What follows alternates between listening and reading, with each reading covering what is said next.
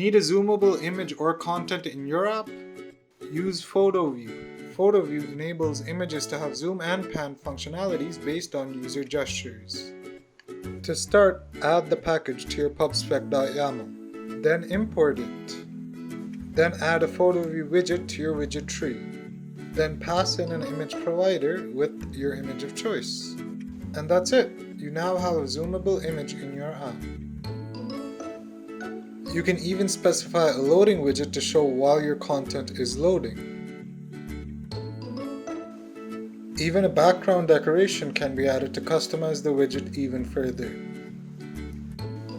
You can even enable the rotation of an image by setting Enable Rotation to True. You can even create an awesome gallery with this package. There's a whole bunch of more features with this package. You can find those at pub.dev/packages/photoview.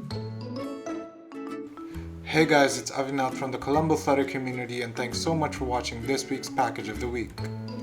Make sure that you like this video and subscribe to our YouTube channel.